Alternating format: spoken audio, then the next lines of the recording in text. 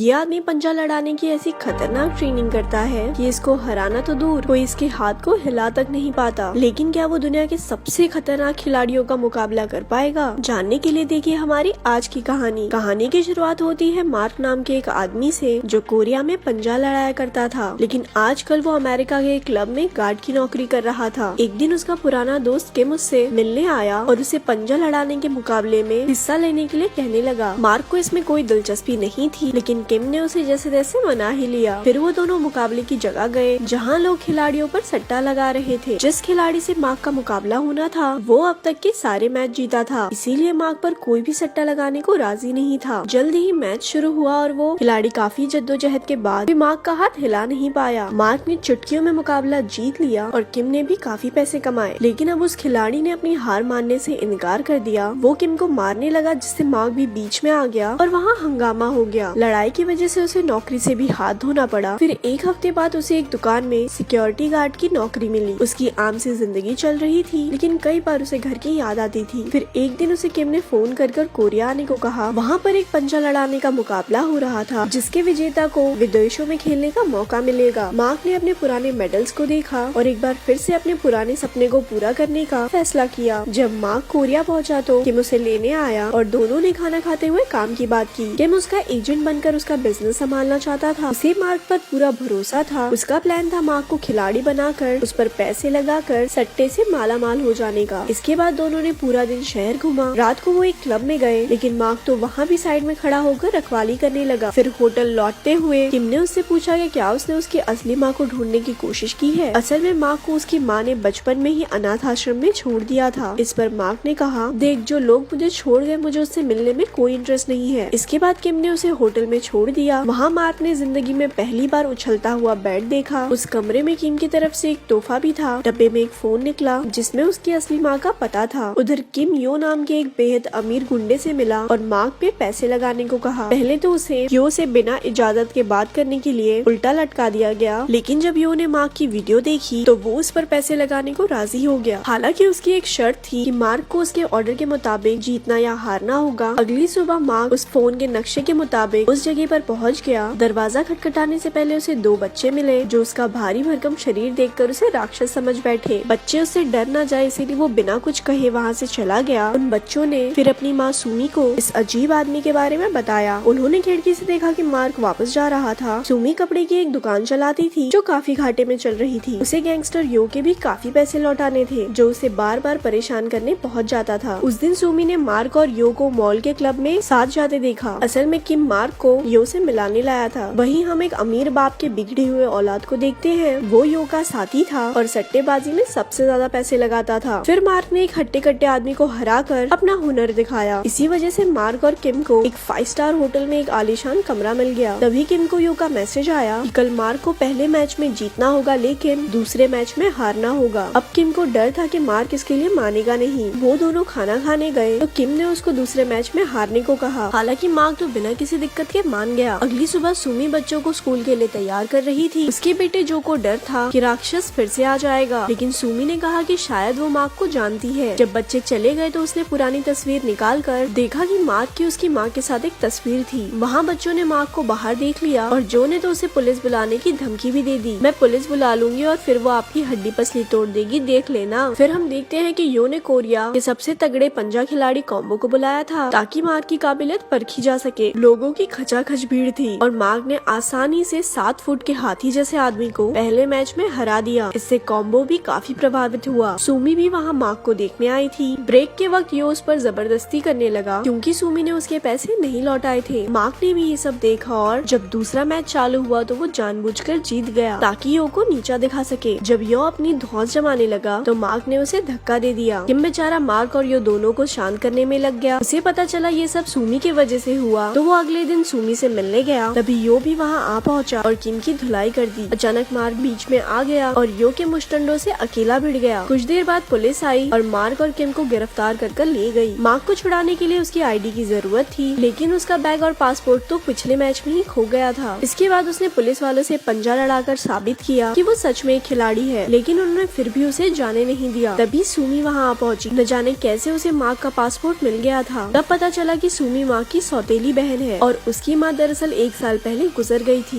ये सुनकर मार्क का दिल टूट गया। बच्चों ने भी उसे घर आकर रहने को कहा। मामू मामू हमारे साथ घर चलो ना। सुमी की बेटी जून ही उसके साथ खेलती थी और बेटा जून हुआंग उससे काफी बात करता। वहीं घर के बाहर कुछ आवारा लड़के सिगरेट पी रहे थे। सुमी के मना करने के बाद भी वो नहीं गए, लेकिन जैसे ही मार्क उनके सामने आया तो सब दुम दबाकर भाग गए। अगले दिन यो के आदमी सुमी से पैसे वसूलने आए। उसी वक्त मार्क घर से जा रहा था ताकि वो सुमी पर बोझ न बने। उसने गुंडों को भी भगा दिया, लेकिन फिर उसने वहीं रुकने का फैसला किया। अगले कुछ दिन तक पूरे परिवार ने मिलकर बढ़िया खाना खाया, घूमे फिरे और मजे किए। सुमी के लिए काम के साथ बच्चे संभालना काफी मुश्किल था। उसका पूरा घर कपड़ों से भरा हुआ था। एक दिन उसने घर आकर देखा कि सब कुछ एकदम साफ हो चुका है। ऊपर से मार्क बच्चों की देखभाल भी बहुत अच्छे से करता था। दूसरी तरफ किम गरीबी के दिन काट रहा था। तभी मार्क को बच्चों के साथ देखकर उसे आइडिया आया, क्यों ना मार्क की दुख भरी कहानी दिखाकर थोड़े पैसे कमा लिए जाए। मार्क भी इसके लिए मान गया। इसके बाद मार्क अपने परिवार के साथ बाहर जा रहा था। रास्ते में उसने कॉम्बो को खेलते देखा। मार्क ने उसे चुनौती दी और जीत कर सबका चहीता बन गया। कुछ ही हफ्तों बाद उसके दुख भरे बचपन और मुश्किलों की कहानी पूरे देश में फैल गई। ये इतनी मशहूर हुई कि मार्क और किम ने काफी पैसे कमा लिए। अब बच्चे मार्क को अपना हीरो समझने लगे। एक दिन स्कूल जाते हुए उन्होंने एक औरत को मार्क की बुराई करते हुए सुनी। बदले में जूही ने कह दिया, मेरे मामू ना बहुत जबरदस्त खिलाड़ी है, चुप हो जा बुढ़िया, नहीं तो तेरे बाल गंजे कर दूंगी। मार्क ने उसे वादा किया कि वो देश का सबसे बड़ा मुकाबला जीत कर दिखाएगा। फिर हम देखते हैं किम के पिता को, जो बूढ़ा होने के बावजूद काफी मेहनत करता था। किम इतने पैसे इसीलिए कमाना चाहता था ताकि वो अपने पिता को एक अच्छी जिंदगी दे सके। एक दिन मार्क को जून हुआंग ने वो ईमेल्स दिखाए जो मार्क की माँ हर रोज लिखा करती थी। दरअसल उसे इस बात का बहुत पछतावा था कि उसने अपने बेटे मार्क अनाथ आश्रम भेज दिया। पूरी जिंदगी वो बेचारी ईमेल्स लिखती रही, लेकिन वो पता मार्क का था ही नहीं। उसमें लिखा था कि जब मार्क उनके साथ था तब जिंदगी बेहद मुश्किल थी। उनके पास मार्क को खिलाने तक के पैसे नहीं थे और वो चाहती थी कि उसका बेटा एक अच्छी जिंदगी जिए। इसीलिए उसने दिल पर पत्थर रखकर उसे अनाथ आश्रम भेज दिया। मरने से पहले भी उसकी आखिरी इच्छा यही थी कि मार्क से मिलकर उससे माफी मांग सके। मार्क को ये भी पता चला कि सुमी उसकी सौतेली बहन नहीं है। जब सुमी के माँ बाप मर गए तो मार्क की माँ ने उसे संभाला। ये खबर सुनकर मार्क दंग रह गया और उसे सुमी पर गुस्सा भी आया। कुछ दिन बाद वो सभी उसकी माँ की कब्र पर जा रहे थे। रास्ते में मार्क ने सुमी को झूठ बोलने के लिए काफी बुरा भला कहा। उसने अब वापस अमेरिका जाने का फैसला कर लिया था। तभी किम ने उसे रोकने की कोशिश की, क्योंकि मुकाबले 1 हफ्ते में शुरू होने वाले थे। लेकिन मार्क ने उसे भी गुस्से में कह दिया, अरे ओ तू तो चुप हो जा, मेरे टैलेंट का इस्तेमाल करके बस पैसे कमाना चाहता है तू। उधर कॉम्बो जोरों शोरों से मुकाबले की तैयारी में लगा था। गैंगस्टर यो ने भी केन नाम के एक मुस्टंडे को तैयार किया था। केन ने आज तक जितने भी लोगों से पंजा लड़ाया वो सबकी बेरहमी से हड्डियां तोड़ डाली। मार्क भी टूर्नामेंट से पहले अपनी तैयारी में कोई कमी नहीं छोड़ रहा था। आखिरकार मुकाबले का दिन आ गया। बच्चे घर पर थे जब उन्होंने देखा वो मार्क को उसका मेडल लौटाना भूल गए। वो दोनों तुरंत बस पकड़ के मुकाबले की जगह पहुंच गए। कुछ देर बाद सुमी को ये खबर मिली तो वो भी बच्चों के पास भागी। इसके बाद मुकाबला शुरू हुआ। केन, मार्क और कॉम्बो तीनों अलग अलग ग्रुप्स में थे। उन्होंने अपने ग्रुप में हर किसी को हरा दिया और सेमीफाइनल तक पहुंच गए। केन ने तो बेरहमी से कई हाथ तोड़े और फाइनल में पहुंच गया। करोड़पति चैंग और उसके आदमियों ने अपना सारा पैसा केन पर लगा दिया, लेकिन मार्क का हुनर देखकर उन्हें लगा कि कहीं उनके पैसे डूब न जाए। इसीलिए चैंग ने यो को धमकाकर कहा किसी भी तरह केन को जिताए। फिर यो ने किम को $2 लाख